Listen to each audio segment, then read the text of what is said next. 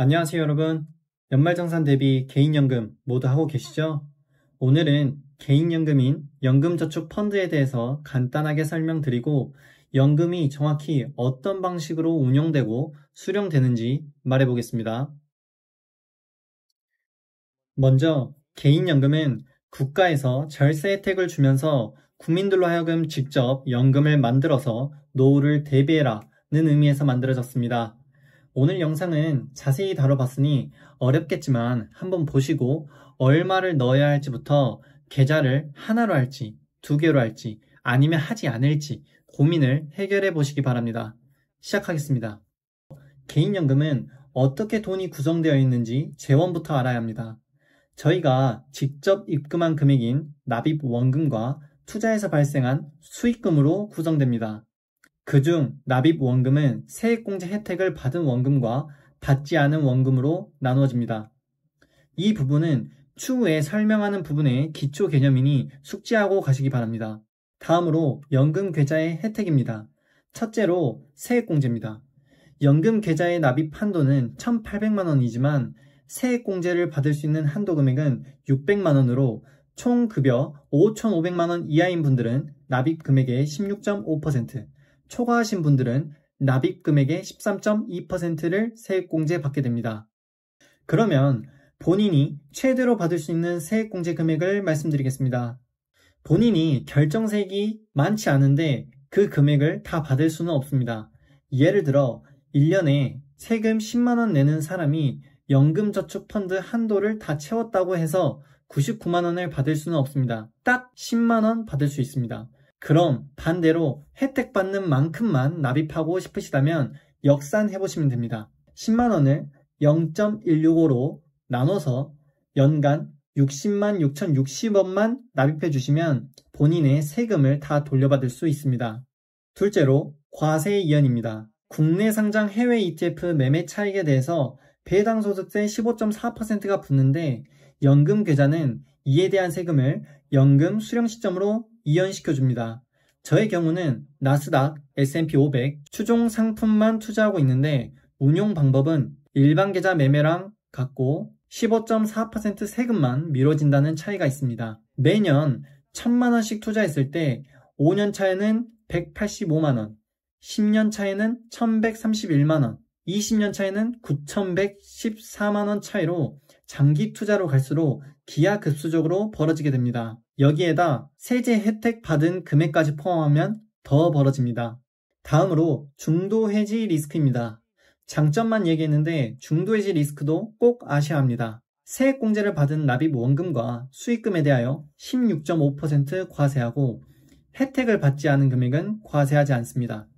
여기서 중요한 거는 연봉 5,500만원 초과해서 13.2%만 혜택 받으신 분들도 16.5%로 과세하고요. 또 가입일로부터 5년 이내에 중도 해지하는 경우 2.2%의 가산세도 부과됩니다. 다음으로 개시 조건은 어떻게 될까요? 만 55세 이상, 가입기간 5년 이상, 연금 수령기간은 10년 이상으로 하셔야 합니다. 연금 수령 시 과세 기준은 연 1,500만원 이하는 연령에 따라 만 70세 미만 5.5, 80세 미만 4.4, 80세 이상 3.3% 연금소득세를 부과하고요. 연 1,500만원 초과 수령 시에는 분리과세 16.5%와 종합소득과세 둘 중에 선택할 수 있습니다. 이 부분은 마지막에 직접 계산해 보면서 비교해 보겠습니다. 다음으로 연금 수령 시나리오를 만들어 보겠습니다. 저로 예를 들면 저는 조금이라도 젊어서 여유롭게 살려고 하는 편이라 퇴직하지 않고 만 55세부터 개시해서 연금소득세 5.5%를 적용하고 매년 1,500만원을 받는 것을 목표로 해보겠습니다. 물론 이때 1,500만원 이하의 연금은 종합소득세에 가산되지 않습니다. 그럼 얼마가 있어야 이 연금 수령 시나리오를 실현시킬 수 있냐? 제가 투자하는 상품들의 기대 수익률은 8%라고 보고 원금에 2%씩 인출한다고 했을 때 만 55세 개시 시점에는 1.5억은 필요합니다. 1.5억의 2%인 300만원에다가 8% 수익금인 1,200만원 추가하면 딱 1,500만원 받을 수 있네요. 원금을 인출함으로써 수익률에 따른 수익금이 달라지므로 수학적인 계산이 정확히 딱 들어맞지는 않습니다. 하지만 그때 가서 그거는 조절하면 되고 대략적인 계획은 이렇습니다. 이러한 방법을 활용해서 본인의 상황에 맞게 계산해서 운용하시면 되겠습니다. 저 같은 경우에는 1,500만원 이하로 받을 정도만 운용하자는 생각인데 노후 대비를 빵빵하게 하고 싶으신 분들은 1,800만원 다 납입하시는 분들도 있더라고요. 그래서 이 부분도 연금계좌의 개수나 ISA 그리고 해외 직접 투자와 비교해가며 계산해 보겠습니다. 일단 제가 생각하는 4순위부터 설명드리면 해외 지수 추종 ETF에 투자한다는 전제 하에 22% 양도소득세 부과로 인해 세율이 가장 높아 4위를 주지만 본인이 달러에 투자하고 싶다든지 미국 상장 개별 주식에 투자하고 싶으신 거라면 추천드립니다. 저도 하고 있고요. 그 다음으로 3순위는 연금계좌 1개 운용입니다. 일단 2개 운용했을 때 장점에 대해서 먼저 알면 좋을 것 같은데 첫째로 연금 수령 개시하면 추가로 입금할 수 없습니다.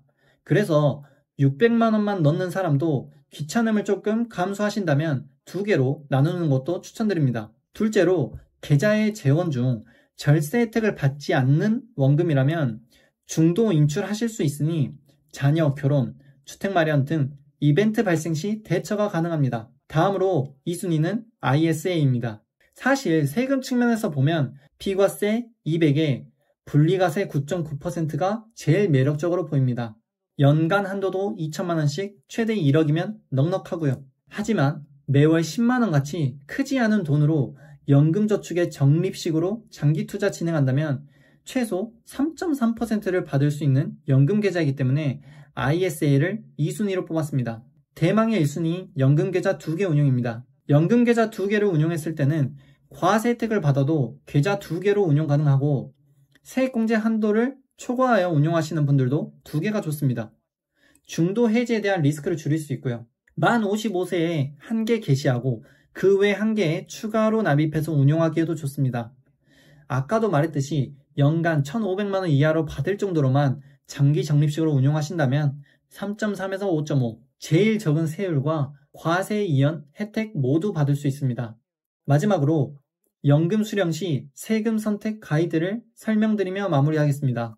연금 수령액 1,500만원 이하를 목표로 하시면 걱정할 필요 없이 연금 소득세만 제하시면 되고 본인이 연금 수령액 1,500만원으로 만족을 못하고 그 이상 훨씬 많이 받게끔 운용하시는 분들은 실제로 세금이 얼마나 나올지 한번 계산해 보겠습니다. 개인의 상황에 따라 이 부분은 너무 달라지기 때문에 연금 개시 시점에 국민연금은 받지 않고 취업하지 않은 상태로 급여를 받지 않는 걸로 가정하겠습니다. 건강보험료도 적용하지 않겠습니다. 그러면 3천만원과 8천만원을 계산해 봤는데요.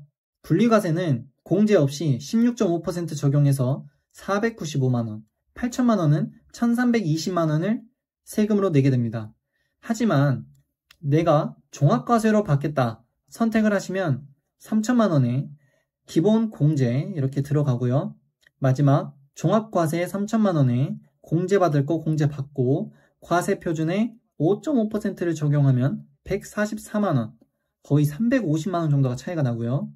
8천만원을 연금으로 받았을 때 이렇게 150만원과 1290만원을 공제하여 5.5% 적용하면 998만원의 세금이 발생합니다. 제 생각에는 연금을 1억 이상으로 받으시는 분들 아니면 분리과세를 선택할 일은 없다고 보시면 됩니다. 물론 이 정도로 설명드려도 연금계좌는 인생에 걸쳐 투자하는 계좌다 보니까 변수도 많고 설명 못 드린 부분도 너무 많습니다. 추가로 궁금하신 점들은 댓글로 남겨주시면 한번 알아보겠습니다. 오늘도 영상 시청해주셔서 감사드리고 다들 부자 되시길 바랍니다.